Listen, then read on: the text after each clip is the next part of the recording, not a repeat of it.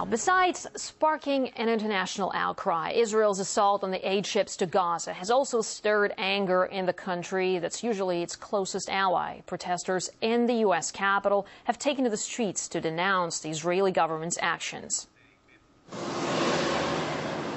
It is a sleepy section of Washington, D.C., miles from any signs of power.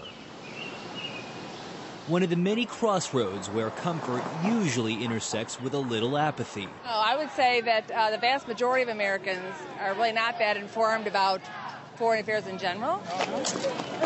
But today, restlessness was on the march, and the apathy over a faraway land stirred a bit. Pam Bailey, I'm a freelance journalist, and I was in Gaza for 5 months. The people here heard, read, watched all about the latest incident between Palestine and Israel. At its best, Israel's screw-up. I don't think anybody hopes for such screw-ups to happen.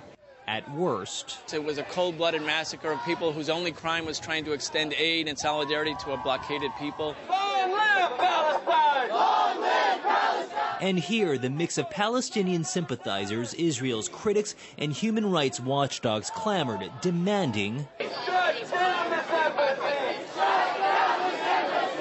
the United States cut its ties with a nation they see as a terrorist organization.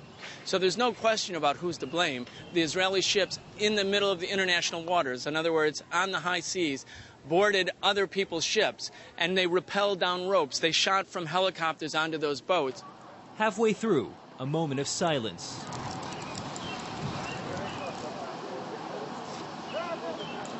Until Long live Palestine!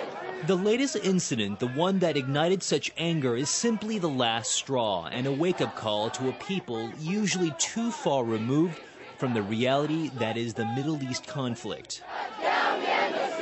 If Americans would try to put themselves in the shoes of somebody in Gaza, imagine for a minute that you're living in a space like twice the size of D.C. You're never allowed out. No one's allowed in. You have no jobs. The unemployment is like over 50%. You depend on handouts, rice and some oil and that kind of thing. Wouldn't you hate the person that's doing it to you?